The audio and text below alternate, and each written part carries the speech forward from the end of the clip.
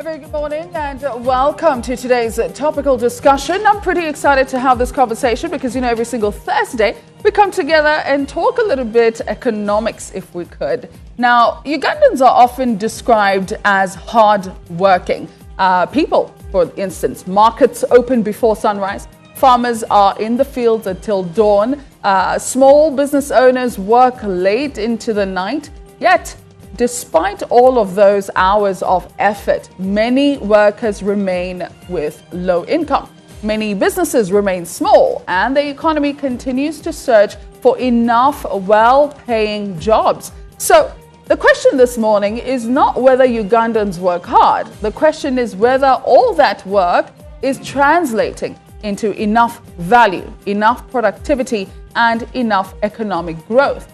What exactly is holding Uganda back from producing more, earning more, and even maybe competing more effectively? Now, joining me to have that particular conversation this morning, I have with me Honorable Patrick Katabazi, economist and Member of Parliament for Ruchiga County, as well as John Warugembe, Executive Director of the Federation of Small and Medium Enterprises Uganda. Good morning and welcome, gentlemen. Good morning.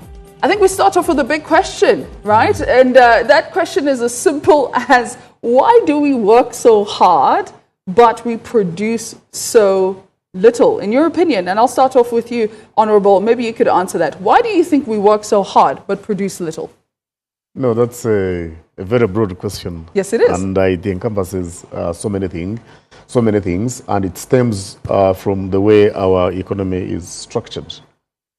Thankfully for Uganda's case, our economy, if we are looking at the past year numbers, grew by 64%, and this obviously is the highest growth rate in the East African region.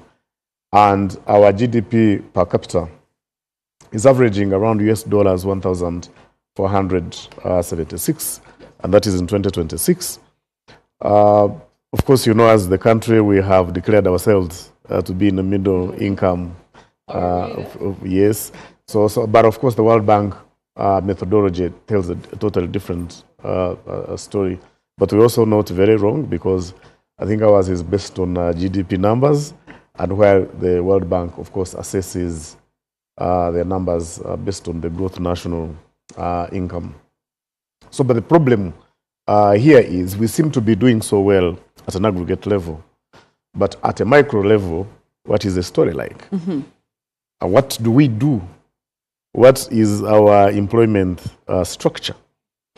How many people are in the formal sector and those who are in the informal sector? And I think, in my view, this is where the problem is. We have 26 million people who are falling into the category of the age working population. And unemployment rate is official around 12%. Yeah. Some people have disputed it. And our labor market survey, of course, 2025 said that about 41% of the people nationally cannot find employment.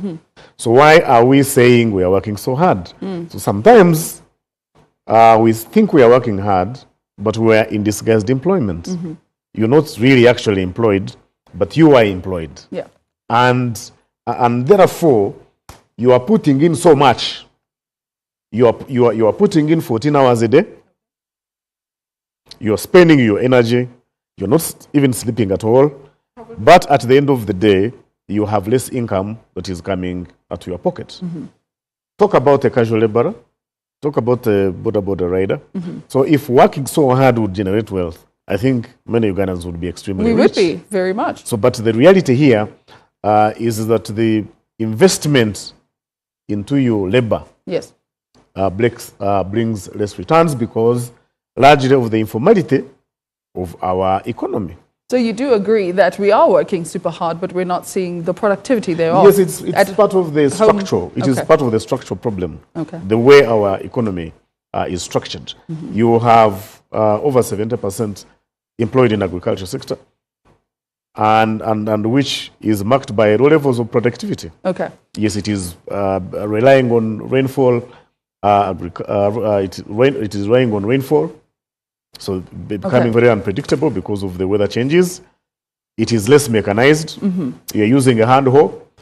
Compare production of somebody using a hand hoe, another one using an ox plow, or even a tractor. Yes. So the levels can certainly not be to be the same. Okay, let me bring in John over here, and I want to hear your opinion in particular. Do you think we're being more productive or just working hard for the sake of working hard? Now, Honorable here will share more external issues that we're dealing with. It could be the weather, it could be the economy, it could be our policies. In your opinion, why do you think we work so hard, but yet we're not seeing the productivity that we should be seeing?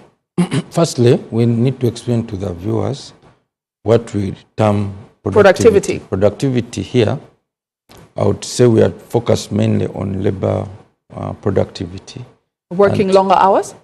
No, like as Uganda, because you're saying we're working so hard, yes, but we're not seeing the fruits. Yes. So we look at what we call labor productivity, and we measure this by looking at the economic output.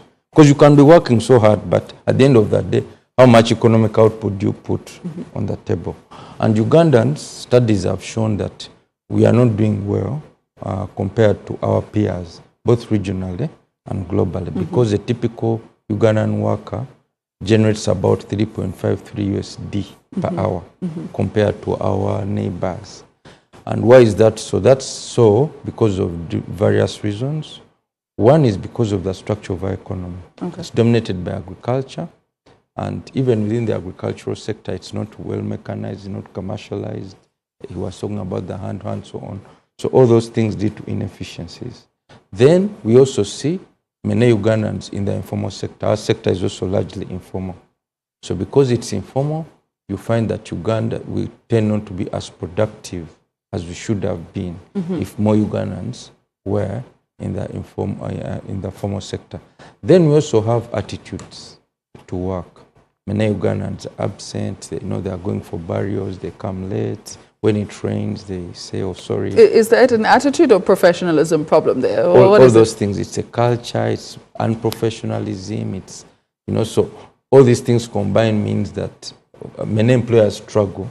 I see many employers investing in systems to ensure that workers come on time, cameras, check-in, not just to ensure that people just show up on time. And so this creates a problem.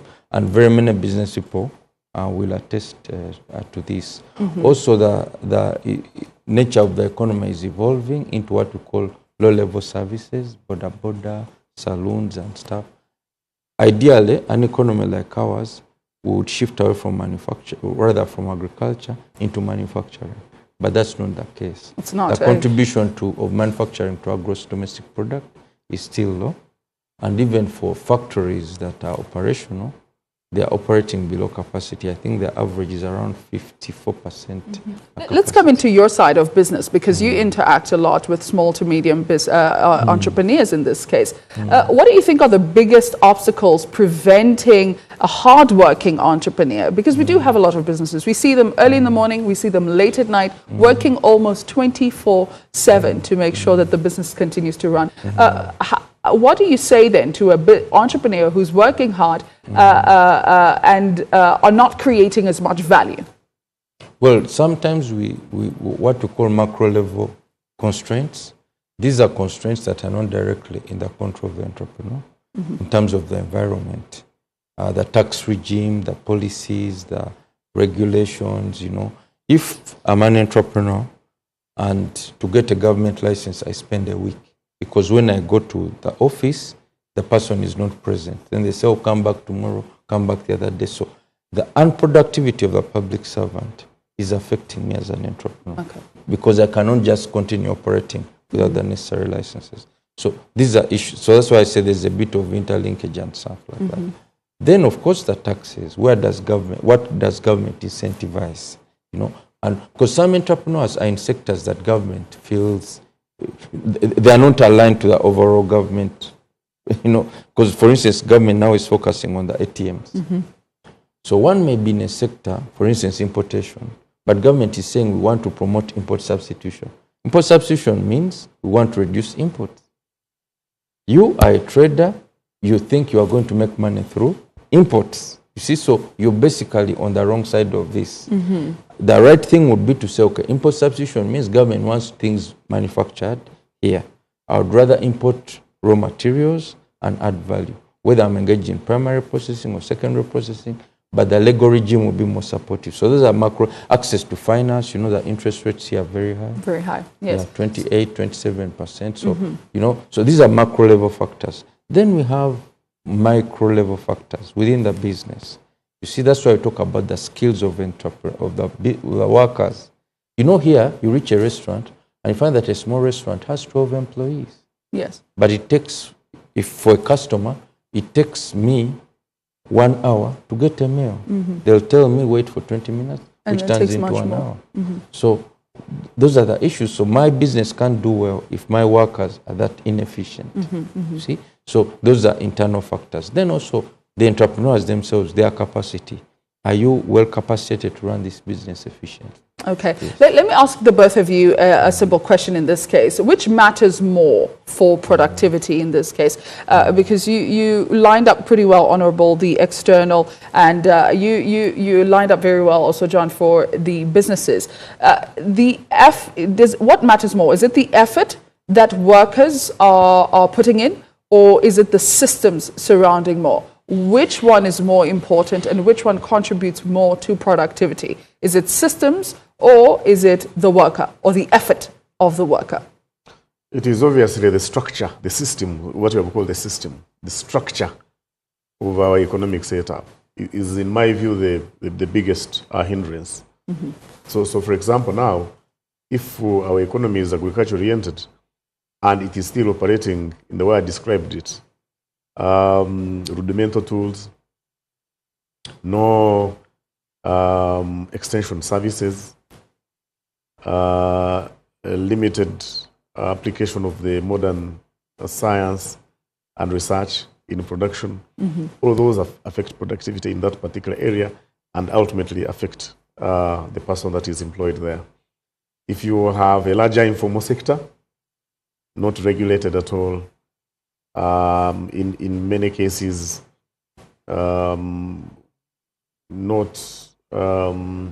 defined. Ultimately, all that affects a person who is employed there. So it speaks so much about the structure of the economy, and it is certainly not that this is intentional. Uganda is a growing economy. Yes. We are coming from somewhere, and we have been making progress. But is that an excuse? Don't you think it's a bit of an excuse, though? Like my colleague Warugende has said, at least now the service sector is growing. Okay. Which is more formal, which has higher incomes as well, which is more predictable, which affords workers privileges like leave, which is a very, very important aspect. Is leave a privilege or should it be a right, really? I mean, it becomes a privilege in our case where you have a large informal sector, where you're working for yourself, you're a border rider. If you get leave, it's a privilege. If you collapse in a week, if you take your 2 days off a week, you have collapsed literally because you're feeding hand to mouth.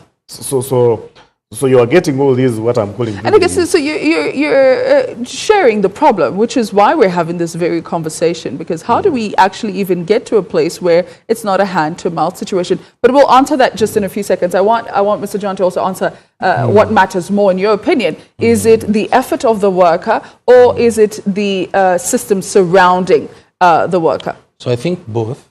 You see, if you have a worker who is cutting down a tree using a blunt axe, yes, they can work the whole night and they are going to go in. And then someone else who has a bigger machine? Effort on its own won't help you much. You see, similarly, if you're saying someone with a hand hoe and you say you till 1 square mile, they are going to spend a year accomplishing that. On the other hand, if I have a tractor. So both are equally important. It means that our employees themselves must have the right attitude, they must be skilled and so on. But also externally, we must ensure that we have a supportive business environment. Which one is the priority in this case? Which one comes first? No, I think we expect, because ultimately government benefits from greater productivity, because if every person works and they contribute more to economic output, our GDP grows. That's how it works. That's how it works. So government, therefore, has interest in ensuring that that happens. And it should, therefore, make every effort to improve and address the macro level factors, and then allow the entrepreneurs to address the micro level factors. Sometimes government can go a step further by creating incentives for addressing micro level factors. For instance, to improve formalization, make it easier for people to register businesses, to comply. 2, it can make sure that people are skilled, they have the right attitude. As you train people through the education system, you ensure that they have the right attitude to work, they have the right skills. So I think all these things, making sure that they are healthy by investing in in the healthcare system. So I think all these things then help to improve the overall. From what you've shared even earlier, it sounds like you're saying there's a bit of a disconnect with the goals of the government and the goals of entrepreneurs and SMEs in that case. Do you think there's a disconnect? No, they are fully aligned. I think, look, some of these issues are systemic. Even for government, it's not as easy as you think. It's not like they're just going to switch on a button and stuff. They are making efforts. For instance, if you look at the constraints, if you look at issues around electricity, government has committed itself to bringing down the cost of electricity. Government has committed itself to improving the ease with which people register companies and comply. If you look at URSB, I thought it was doing a very good job in terms of filing and all this. But yet here we are with URSB right now. Well, where the top bosses are being indicted. There may be extraneous factors. You see, if you do a good job, I mean, sorry to say this, but if you're earning 40 million in this country, people fight for this job. See, whether you're doing well or not, people fight for it. So at some point, some of these issues take on that political side, but from the business, because as part of, I've been in this sector for close to 20 years, and we pushed for reforms to make sure that it's easier to register a business, it's easier to file, it's easier to do something. So all these projects that supported URSB, setting up that system, that OBRS and so on, all those were driven by the private sector. So I don't want people to lose sight of the bigger strides that the country has made. You see? Okay. Yes. Okay. So if they can fight, if they can keep fighting and allow and continue maintaining the efficiency, from the business side, we are fine with it. Then we don't care who is the ED, but just answer this one does URSB do its job? Answer this one quickly then from the business side then. If businesses and thousands of people opening small businesses, why is it that they're struggling to become larger companies, which will be a proof of productivity? No, being larger, there's no... See, the structure of an economy, the business side, is always a triangle. You always have very many small businesses, and then you have a few large. There's no country, even the US, small businesses at the back. Are small businesses are meant to stay small? No, I'm saying there's no country that has a majority of big businesses. So what we want to see, Uganda will always have a majority of small businesses. What we should ask ourselves, what is their contribution? Are they experiencing growth in terms of revenue? Are they paying their workers better? Are they contributing more to the national purse? We should look more at the quality of them as opposed to saying everyone should become big, which is an impossibility. Okay, let's look at the government point of view, which you touched on a little bit, and I'm glad we have Honorable Patrick here, who just got into your seat, and congratulations, meanwhile, for that. When it comes to government policies in this case, do you think that government policies unintentionally make it difficult for businesses to scale and to grow? Of course, I'm not speaking for government here, but I can make comments on what I know government has been doing or is currently doing to address the problem. Like I already said, that we're a growing economy. And in fact, some of us believe that we are still at the earliest stages of state formation. So we have so many contradictions that might arise in the process. But I also know that government is intentional on the issue of employment and on the issue of productivity. And that's why the president has been very vigorous in indicating that the about 40% who have been sleeping need to wake up by ensuring that they participate in strategic government interventions such as the parish development model that is extending cheap credit to every household to ensure that they can get the means to participate in their own production. The parish development model is a policy response to that. But I also think, in addition, that the government over time has realized that our formal education setup that we have currently has not been helping matters rather has not been helping matters. And in fact, it has worsened our employment scenario. You have so many graduates who cannot find a job. And therefore, the skilling hubs that have been created under the presidential initiatives, I think have been a success story in many cases, especially those that are up-country, where young people are trained in vocational, short-term vocational skills and graduate to be able to be on their own. So I think what we need to recognize as a country is that the vocational skills, the skills demand-driven education system is what we need. So for example, if we are training people in history, how many historians does our market need? Okay. If we are training engineers, how many engineers do our market need?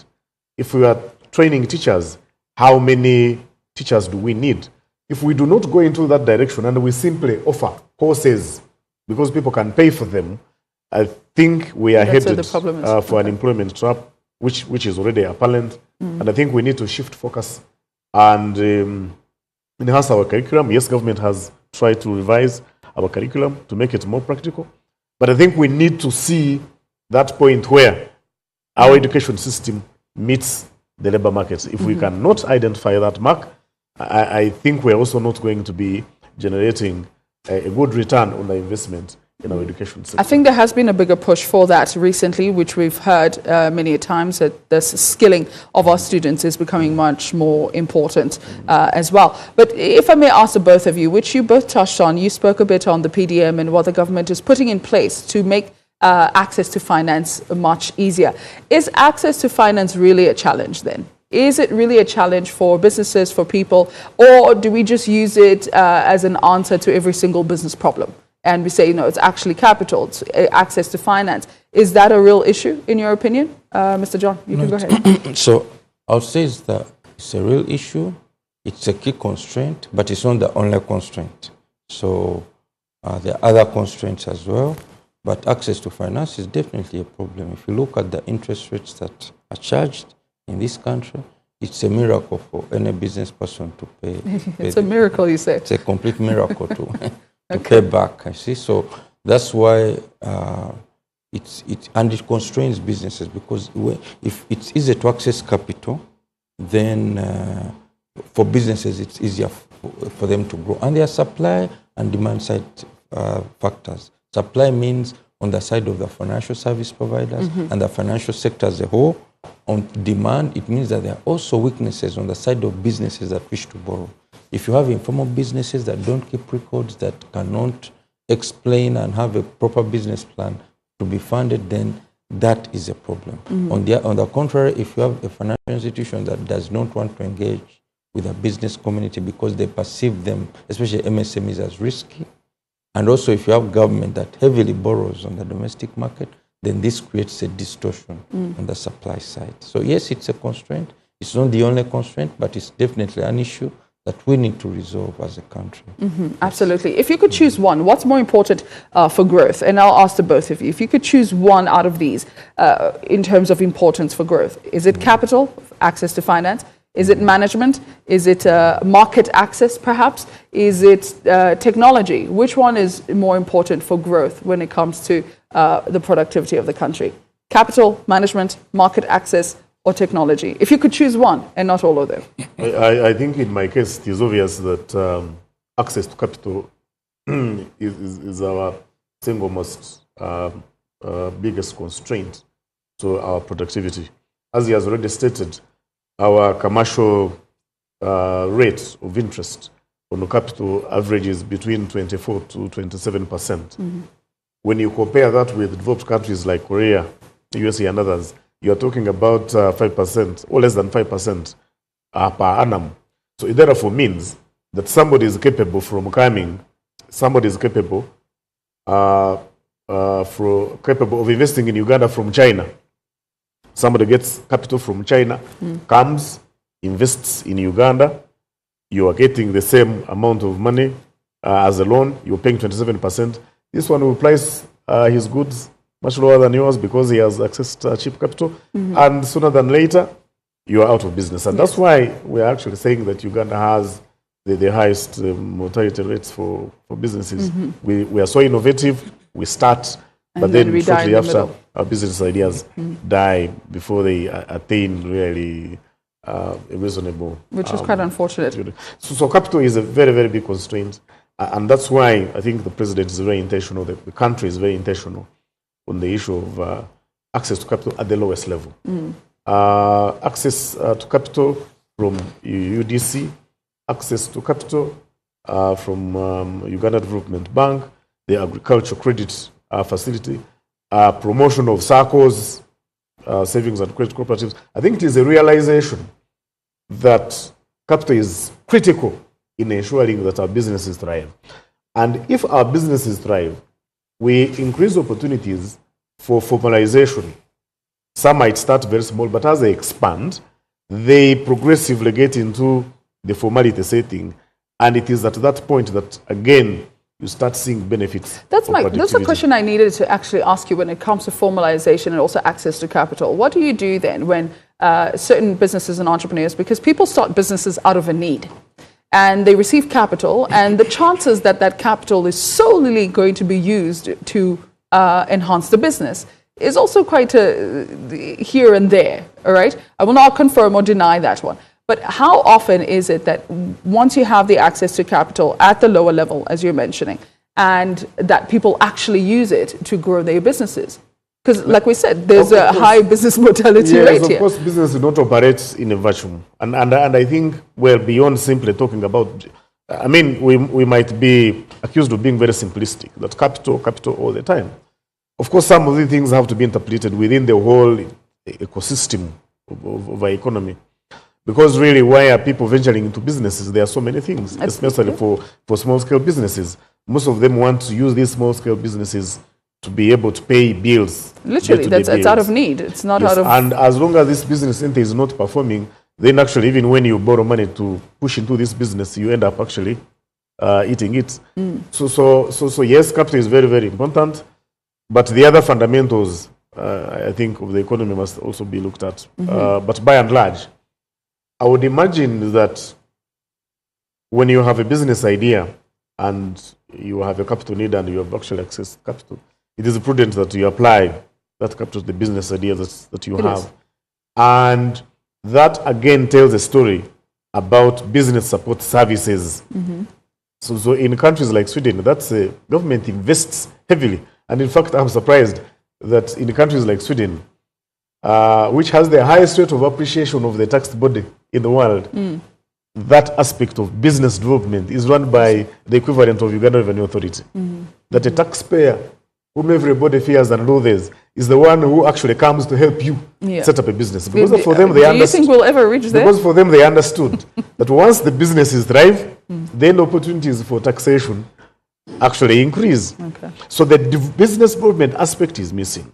The banks will stop at giving you the money and possibly aim at taking your correct lot than helping you. Sure. Okay. I'll ask the same question to you, Mr. Orugebe. If you could pick one, what is more important for growth, capital management, market access, or technology? I mean, ideally, I would say they are equal.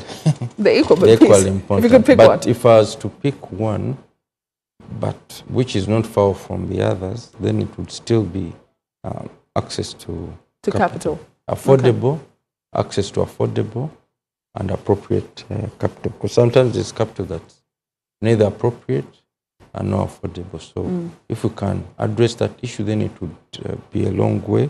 It would go a long way in ensuring that our businesses can be able to thrive. And then you talked about the issue of misuse of funds by borrowers.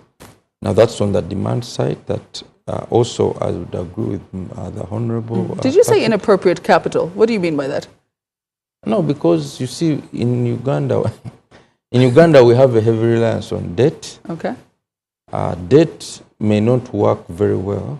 For instance, if you look at the startup sector, you're basically safer relying on venture capital. Then also in terms of growth, sometimes you may find that equity is more important than debt. But in Uganda, maybe 90% of the available capital is debt.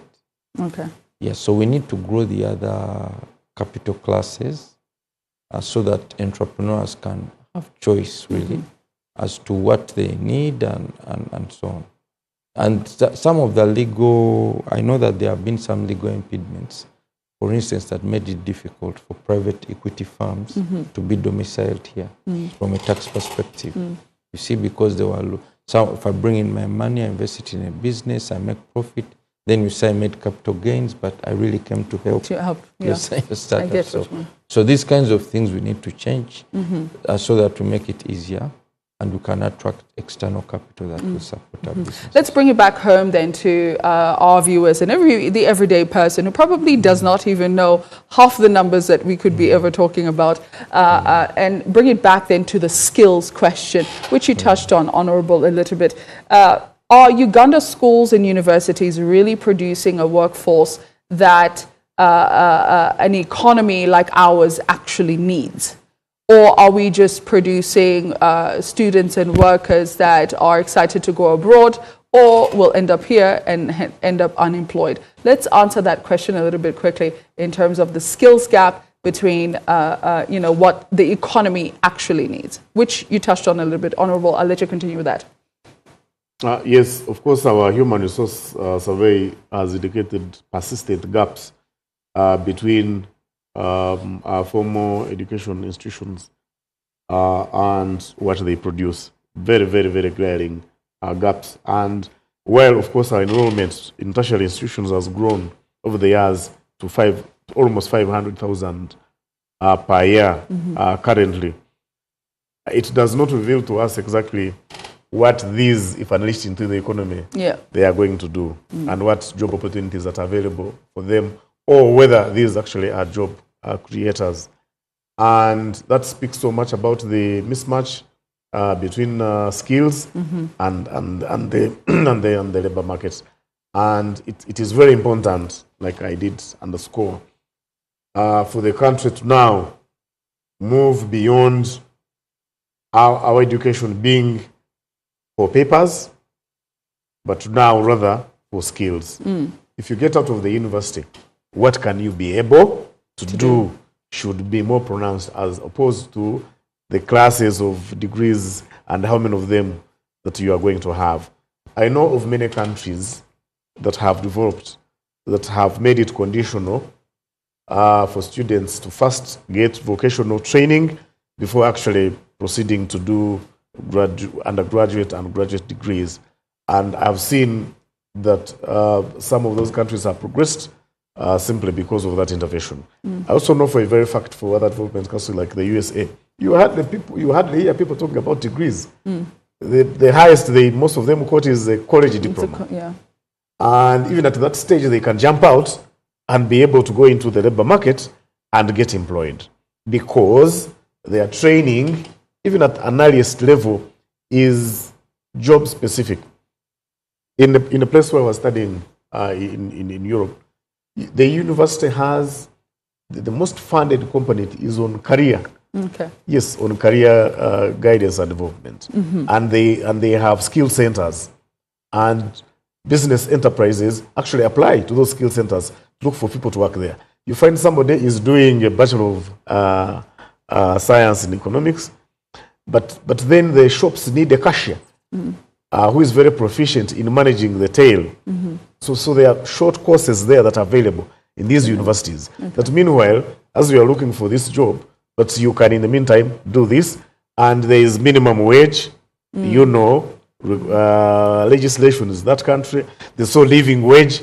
So you're not going to be even earning less as long as you have something that you can do. It should be interesting to see us get there, I think, right now. So that transition is very, very, very important, and it is high time that we started focusing our ideas. I'm with you there with that particular transition. For now, I think what I'm seeing is an encouragement for all to become farmers for some reason, and particularly for coffee. But let's move on from that one. With your background from Skilling Uganda, Mr. Wadagembe, what specific skills are employers struggling to find today? Okay, so there are two things in Uganda.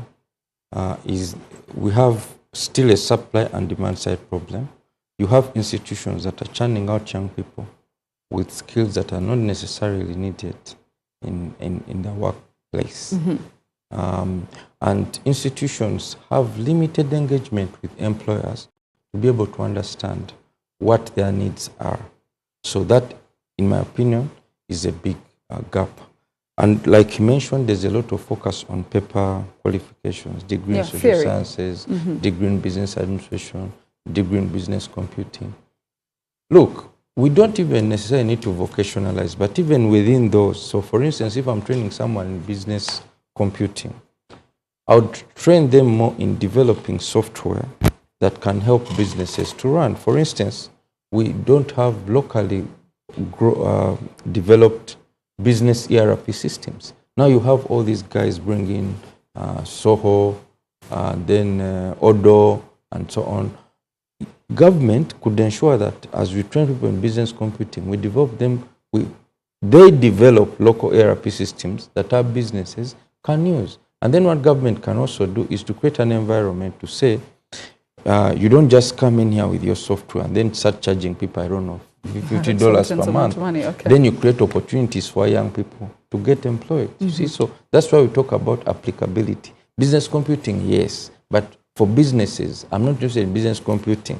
I'm interested in a system that can help run my affairs. You see, so that's a big issue. Then the other issue is that if we look at the size of our economy and our population growth, our economy, in my opinion, at the moment and in a couple of years, may not absorb all the young people that we train.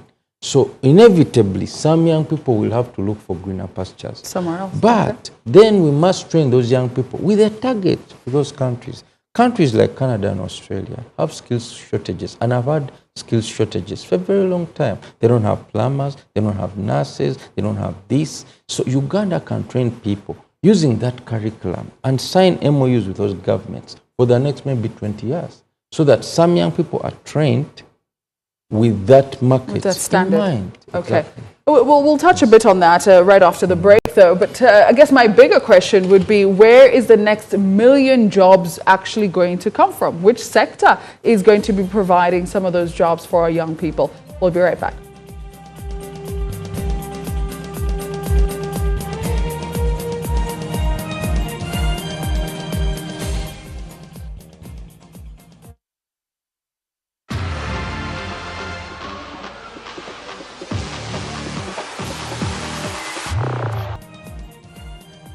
Good morning, welcome back. Of course, you are still tuned in here on today's topical discussion with Honorable Patrick Katawazi as well as John Warugembe. We are, asking a major question about productivity today, and exactly why is it that we work so hard, but the productivity levels are a little bit lower there. But which brings me to the question which we left with earlier, which was, where will the next million jobs actually come from? For both your parts and your positions, which sector do you think will create Uganda's next million productive jobs?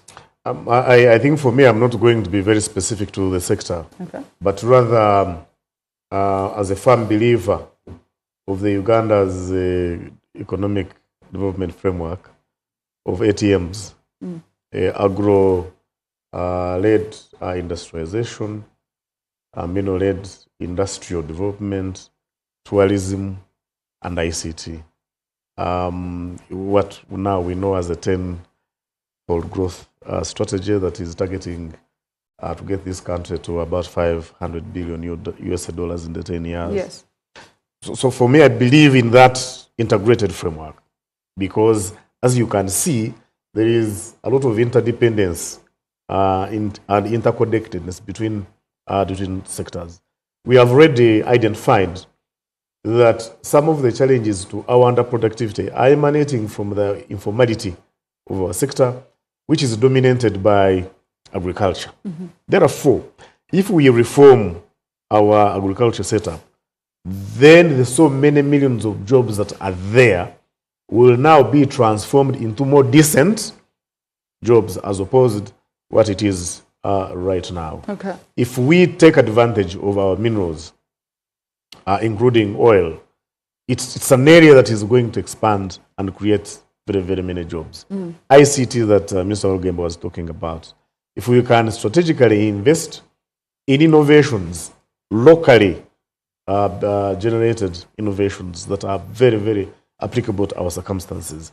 I think that is still an area that we are yet to get so many benefits from, because we are still highly reliant on external products.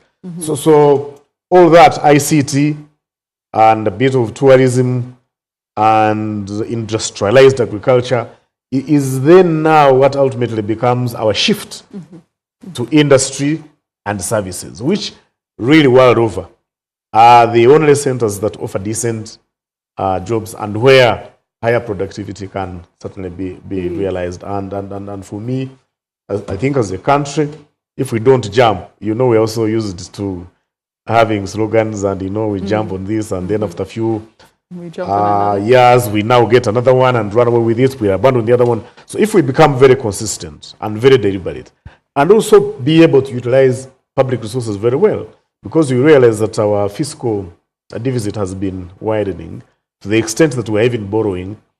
We are spending more money on what we borrow as opposed to the services that we are supposed to have. And it becomes a very, very, very important dynamic to this whole concept. Mr. Orogembe, for you as well, the sector that you believe will create the next 1 million jobs for Ugandans, which one is it in your which one has the most potential? I'll agree with government and Honorable Patrick that the ATMs are becoming a center for growth for our country.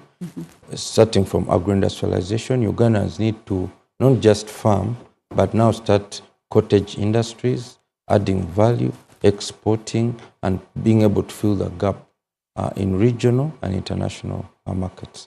In terms of tourism, we need to ensure that Uganda becomes an interesting destination, not just promoting wildlife, but also promoting experiences for the millennials, for Gen Zs, and so on. We need to be innovative with regard to our tourism portfolio, and need to invest in infrastructure to ensure that people move fast across Uganda. Those are cable cars, whatever infrastructure is necessary. We need to ensure that as a country, we invest in that. The digital economy is also one where Ugandans will definitely will absorb many young people who are educated, because Uganda has a very young population. So don't you think we're not being aggressive enough when it comes to the digital economy? No, we are not being aggressive enough, and sometimes we pass policies that don't make sense. If you look at the taxes that we impose on mobile money, for instance, our taxes on data, our taxes on mobile gadgets, I think it's defeatist. So I think self-defeatist rather. So I would say that we need to also have supportive policies that ensure that these sectors take off and that they can create opportunities for our young people. And then also, of course, human capital development, education. Yeah, we know people who invest in schools and vocational institutions and so on and have superior curricula, I think will continue to make money, as well as those that invest in healthcare facilities, because those will become supporters of the greater goal. Yes. Which sector do you think we overstate or we overestimate, if I should say? Which sector? In your opinion, I'm not going to say much. Agriculture. I think agriculture, in terms of importance, as countries grow, you have more people exiting agriculture, but you have more sophistication in the sector. That's what we call commercialization. Yeah. Commercialization means one farmer can farm 6 square miles with automated machines and so on. So it means that then agriculture will not cease to basically absorb the bulk of our people. So it means that people have to be skilled to work in industry, to work in services. So I think that if you look at the structure of the economy now, services are a bigger contributor than agriculture. But if you look at all our policy documents, I think a lot of emphasis is placed on agriculture, not in a bad way. Yes, but in a way that overstates its importance. Okay. In your opinion, Honorable, what do you think? Which sector is overstated? To differ. Okay, go for it. Yeah, because when we look at agriculture in the traditional context, possibly maybe that is overstated. But if we were saying agro-led industrialization, it means that even within agriculture, you can have industries and you can have services. But there seems to be one particular service that's being pushed for, which is coffee. No. Coffee is simply just one product. Okay. Coffee is one product. Value addition in coffee. You have tea, you have cocoa, you have many other byproducts that are coming from all sorts of crops that we grow as a country. And for me, if we separate industries and services that emanate from agriculture, then you might come to this conclusion. But if you are saying yes, this sector is very important. It is the backbone. That's what we normally say. Agriculture is the backbone of this country. Okay. If we get in there, modernize it, make it more productive, invest in value addition, it then creates services. It creates industries that we're actually saying are very important for productivity of our Ugandans. And for me, that's where I say that it is our agriculture potential is there and it's still virgin. It is untapped. Okay. When you look at is what it is really happening untapped? elsewhere. I mean, a lot of people are tapping in. It is very untapped. much. It still remains untapped. Look at the coffee volumes. Okay. If actually the same volumes of export of raw, which was 8.8 million bags this year alone. yes. So I mean, if we are talking about value added to that, and it is what we're exporting, think about the kind of potential that we would have in terms of foreign exchange gain and possibly forex. So it's I still think we still have a lot of potential in agriculture. We just need to add in a little bit of it, and we'll actually make our service and industrial sector be led by agriculture. Well, finally then, let me ask you this particular question. 10 years from now, what would make Uganda solve its productivity problem? Are we still going to be solving the same problem 10 years from now, do you think? Or 10 years from now, will we say we've solved it and we're being productive in every industry and sector you can think of is productive in all its levels? Mr. No, I don't. I think it's a moving target, this productivity thing, but I think that you can't say after 10 years that I've solved every problem. Okay. I think that as a country, we need to continue doing the right things, investing in skilling our young people, ensuring that there's linkages between industry and the academia, ensuring that we export skilled young people. We don't export unskilled young people to work in domestic establishments, but we are sending out pharmacists, engineers, plumbers, electricians, and that we are bringing much needed remittances into the country. So for me, if we can solve that, then we also need to solve the issue of attitudes to work, the things that I talked about. Oh, it's raining, I won't come to work. Oh, sorry, we have to go for burial. These kinds of things, we need to ensure that our young people have less of those, that they report for work on time, they deliver. We also need to reduce distractions, including digital distractions, because increasingly I find someone is in the bank. But that digital distraction sometimes is actual finances coming into somebody's pocket. No. If you're at work, because this is also the point.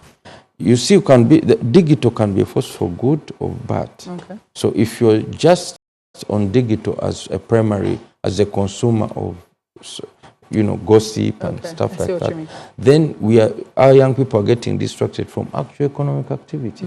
See, so you find somebody is a security guard but is on TikTok the whole time. Everywhere. So I think we also need to guard against that. What do you expect them to do, exactly? They need to be alert. Okay. Yes. Spend their time being alert. Honorable Patrick, if you could make, I guess, one major productivity investment over the next 5 years, where would you really invest into? Is it going to be the same answer as in agriculture, the ATMs and so on? Or where would you invest the most, a productivity investment?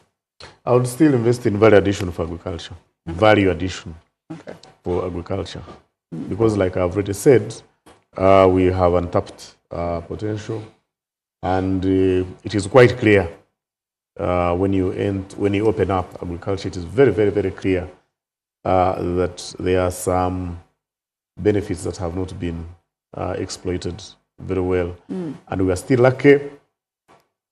We have fertile soils. We are into organic and inorganic debate. So if we get our policies right, we get our actions right, we invest in irrigation, invest in extension, appropriate extension services, we open markets, I'm quite certain that this is an area that we could grow. can be able to grow and enhance our productivity.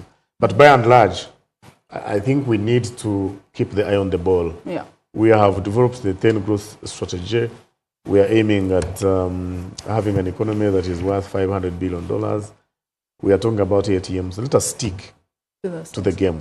Because otherwise then, it will be a song that we'll be singing and with no results if we don't get focused. So do me a favor then, if you could finally just share with perhaps one or two people that are actually watching, or many millions that are watching today, and actually who is working very hard but is not seeing the productivity gains showing up in their incomes. What's the first thing they should do in order for them to see those gains? I think to every Ugandan who is watching, it is very important to appreciate every job that you're doing. But it's also very important to look at the job that you're doing every single day and see how best you can do it better. Are you getting the maximum value that is attached to the job that you're doing every single day? Are there ways to improve it, to make it more efficient, spend less time but generate higher outputs? If you think creatively like that, I'm very hopeful that no matter how small your job looks like, it can expand, it can grow beyond frontiers, and you can get the best out of it. And the leaders out there, I think it's also very important that we invest in mindset change, for people to appreciate that for every little effort, if you do it very well, it can get you something and get you somewhere. Mr. Warugembe, you can start off in talking to some entrepreneurs and businesses, but saying, I'm working as hard as I could ever work. I'm also not seeing that productivity gains showing up. And I think for entrepreneurs, you need to ensure that your business is efficient. You need to ensure that you have skilled employees. You need to manage the establishment properly. Don't show up at midday and then leave at 3 and then say, oh, sorry, my business does not work. No, put in the hard work. That becomes extremely important. Then also ensure that you and your employees have the right attitude to work. The customer is king. Make sure that you give them the best service or product. You're not doing them a favor. They're actually the ones supporting your business. So if you focus on these two, I think you will work very well. Well, thank you so much, gentlemen, for joining me this morning and answering the question about productivity. I hope it has helped you, of course, because Ugandans have never lacked the willingness to work. Some are working very hard, from our farms, factories, even to the markets, even for you in your small business. Efforts is not in short supply. You want to work. Now, what today's discussion makes clear is that productivity is much more than just long hours. It is about skills, perhaps even technology, infrastructure, access to finance, which we touched on quite a bit, efficient systems, and even creating an environment where businesses can actually grow beyond survival, and also workers can produce more value. Because ultimately, the future of Uganda's economy will not be determined by how many hours we work, but by how much value we create from every single hour. Thanks again to our guests this morning, and thank you for tuning in today as well. For myself, Victoria Swatsani, goodbye, God bless.